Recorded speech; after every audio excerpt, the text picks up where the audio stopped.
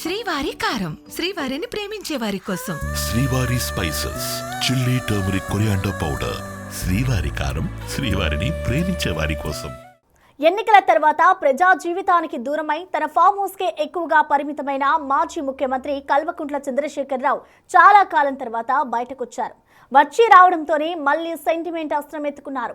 రాజకీయంగా మళ్లీ యాక్టివ్ అయ్యే విధంగా కేసీఆర్ వ్యూహరచన చేస్తున్నట్లు కనిపిస్తోంది.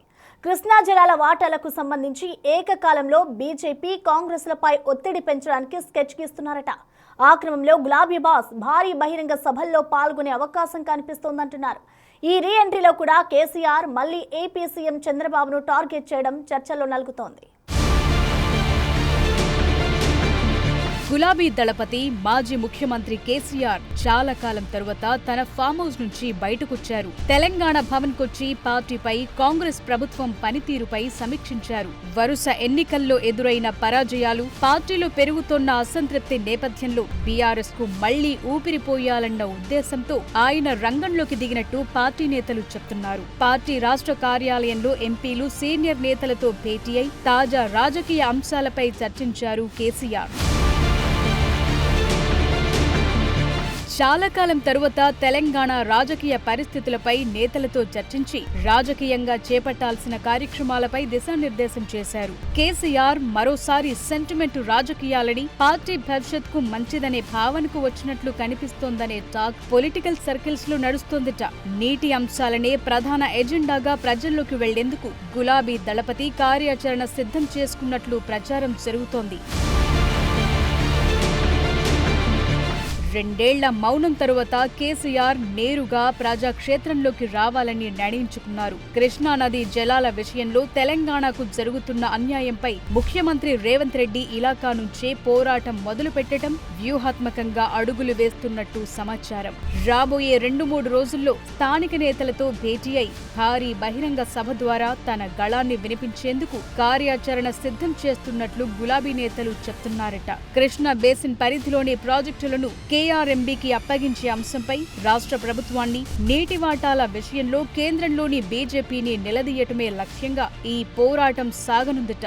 తద్వారా అటు కాంగ్రెస్, ఇటు బీజేపీ 2 పార్టీలపై ఏకకాలంలో ఒత్తిడి పెంచాలని కేసీఆర్ భావిస్తున్నారని గులాబీ నేతలు మాట్లాడుకుంటున్నారు. గులాబీ పార్టీ 2014-2018 ఎన్నికల్లో తెలంగాణ సెంటిమెంట్ను బలంగా రగిలించి అధికారాన్ని దక్కించుకుంది. కానీ 2023 అసెంబ్లీ ఎన్నికల్లో అదే వ్యూహం పనిచేయలేదు. 2024 పార్లమెంట్ ఎన్నికల్లో స్వయంగా కేసీఆర్ ప్రచారం చేసిన ఫలితం లేకుండా పోయింది. పార్టీ చరిత్రలో తొలిసారిగా బీఆర్ఎస్ కు ఒక్క ఎంపీ సీట్ కూడా రాలేదు. ఇటీవల జూబ్లీహిల్స్ కంటోన్మెంట్ ఉప ఎన్నికల్లో ఓటమి, అలాగే పంచాయతీ ఎన్నికల్లో కూడా గులాబీ పార్టీ ఆశించిన స్థాయిలో ఫలితాలు సాధించలేకపోయింది. రాష్ట్ర ఏర్పాటే తెలంగాణకు శాపమంటూ కేసీఆర్ మాట్లాడటం రాజకీయంగా పెద్ద చర్చకు దారితీస్తుందట. అందులో సాగునీటి అంశాన్ని తెరపైకి తీసుకొస్తే రాజకీయంగా మైలేజ్ వస్తుందనేది గులాబీ నేతల వ్యూహంగా కనిపిస్తోందట. ఉమ్మడి పాలమూరు జిల్లా ఉమ్మడి రాష్ట్రంలో తీవ్ర వివక్షకు గురైందన్న విషయాన్ని మరోసారి కేసీఆర్ గుర్తు చేస్తున్నారు. పాలమూరు, రంగారెడ్డి జిల్లాలకు రావాల్సిన 174 టీఎంసీల నీరు ఇప్పటికీ అందటం లేదని ఆయన ఆవేదన వ్యక్తం చేశారు. పాలమూరు జిల్లాకు బీజేపీ, కాంగ్రెస్ ప్రభుత్వాలు అన్యాయం చేస్తున్నాయనే విషయాన్ని అస్త్రంగా చేసుకుని ప్రజల్లోకి వెళ్లాలని నిర్ణయం తీసుకున్నారు కేసీఆర్. చాలా రోజుల తరువాత పార్టీ కార్యాలయానికి వచ్చిన కేసీఆర్ ఒక కొత్త రాజకీయ వ్యూహం ప్రకటించారు. మళ్లీ సెంటిమెంట్ రాజకీయాలు రాజేశారు. ఏపీ ఏర్పాటు తెలంగాణకు శాపం అన్న కేసీఆర్ వ్యాఖ్యలను ప్రజలు ఎంతవరకు విశ్వసిస్తారన్నది ఆసక్తికరంగా మారిందట.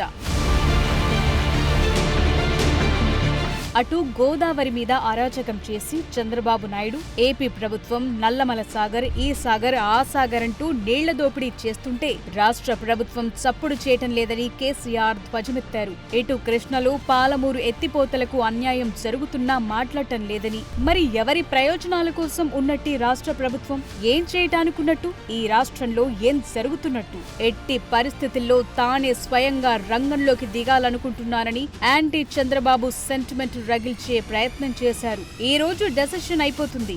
4 రోజుల్లో ఆయా జిల్లాల నాయకులతో సమావేశమై గ్రామాన డప్పు కొడతాం, మొత్తం సభలు పెడతాం, కవులు, గాయకులు, కళాకారులందరినీ తట్టి లేపుతాం.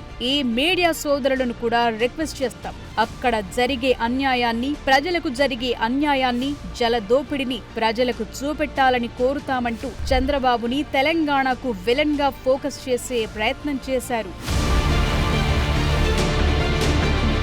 ఇదంతా చూస్తూ దీర్ఘకాలం తరువాత బయటకొచ్చిన కేసీఆర్ తన పార్టీ పేరైనా మర్చిపోతాడు కానీ చంద్రబాబు పేరు మర్చిపోడన్న సెటైర్లు వినిపిస్తున్నాయి. మరికొద్ది రోజుల్లో జెడ్పీటీసీ, ఎంపీటీసీ ఎన్నికలకు ప్రభుత్వం కసరత్తు చేస్తుండటంతో కేసీఆర్ మళ్లీ రాజకీయంగా యాక్టివ్ అయ్యారని పార్టీ వర్గాలంటున్నాయి. ఆ క్రమంలో రాబోయే స్థానిక సంస్థల ఎన్నికల్లోనే సెంటిమెంట్ రాజకీయాలతో ప్రజల మద్దతు కూడగట్టాలనే యోచనలో బీఆర్ఎస్ నేతలు ఉన్నట్లు చర్చ జరుగుతోంది.